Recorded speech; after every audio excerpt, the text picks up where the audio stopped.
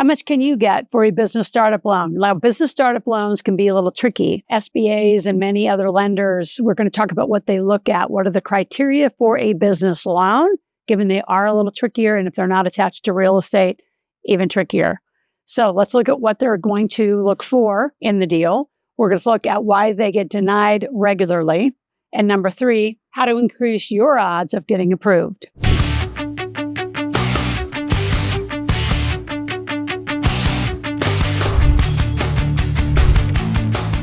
First, let's look at what the lenders are going to be looking for.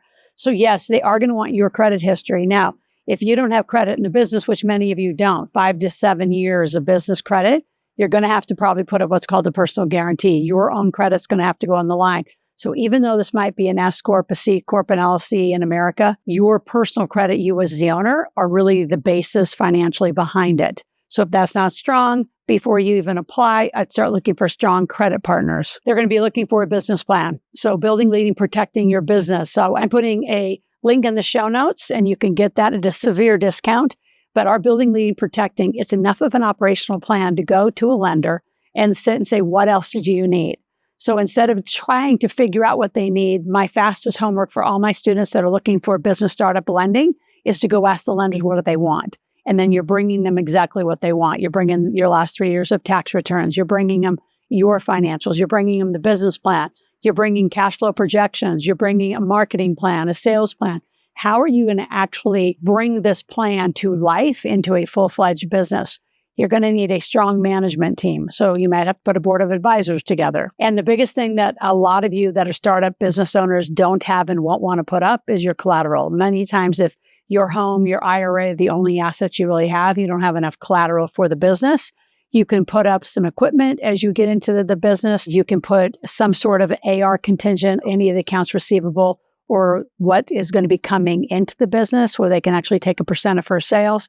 You can get tricky and detailed inside of it. But for the most part, if you're going to what I call a stock and block traditional lender, they're going to want a business plan, cash flow management team, collateral, and your personal guarantee. Why people get denied is typically, especially the SBAs, the EIDLs, a lot of the government-based loans is because it's not backed by real estate.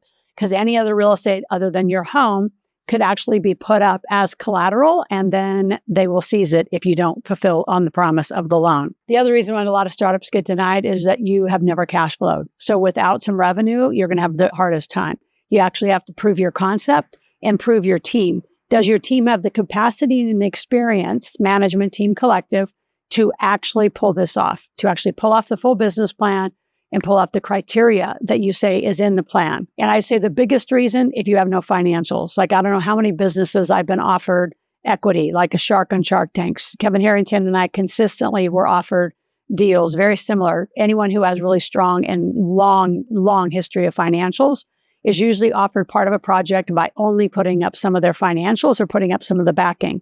So why you want to put a shark in your tank a lot of time is the credibility for their financial history, their management history, their performance history, knowing that they can actually run a company and they've got the creds to do it. So while you're here, if you want to learn more about this, I love this conversation because startup businesses, quite frankly, I don't think you're going to need the money to make money. I think you start in a service-based orientation. You start offering services like I just started coaching. Yes, and then I had the Rich Dad Poor Dad and 17 other brands that I sold their product. That's how I started. So I start bootstrapping, meaning make the money and then spend the money properly to continue to grow the business. So then you are out of the front line, but you're bootstrapping it to begin with. While you're here, if you want to learn more about things like this, you want to subscribe to this channel, click the notification button. I want you here 5 days a week. We are here going on our 5th year producing content for you, your family, your legacy. If there's topics that are not on the playlist that you want to hear about, make sure you put that in comments and show notes. And grab 2 tickets to the Millionaire Intensive. They're in the show notes too. Many of you, if you don't understand the term living corporate life, I made it up because living inside of a company is how you need to make money. Living outside of the company as a W-2 employee is the worst kind of money that you can make because you make it and you're taxed right away. So when you can control where your tax is being paid at the end of the food chain or way up the food chain, that's up to you.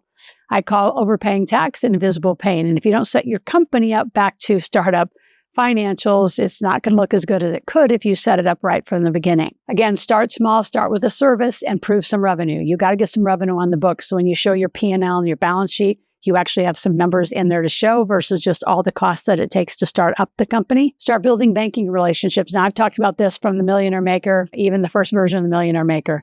Your banker is a critical piece of your equation. So if you're just online banking, you have no private and personal relationship where you walk into the bank, talk to the president, talk to the managers, talk to a private lender. You got to start those relationships, and you got to start walking in and having lending relationships.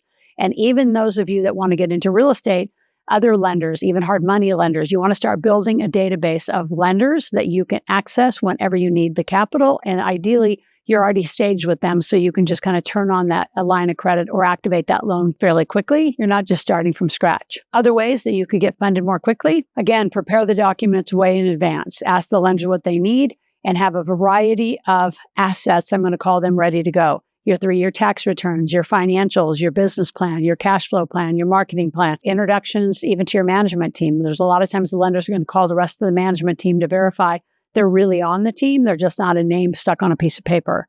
So the more prepared you are, the better you're going to be in your application process. And then document what's called the use of funds. How are you going to use the money once you have been given the money? And detail it meticulously. Some of the lenders are going to be really picky. Some are just going to let you spend the way you want to spend.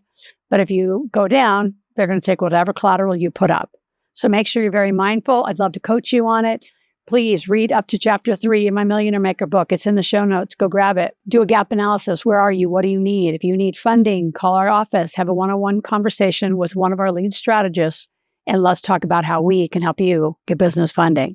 Not difficult. It's just different than you've ever had to do before because we live in the alternatives, not the normal Main Street stuff that I'm going to say doesn't work as well. Anyway, we'll be back here tomorrow. If you have any questions, go to askloral.com, ASKLORAL, ask a question, make a request. Talk tomorrow.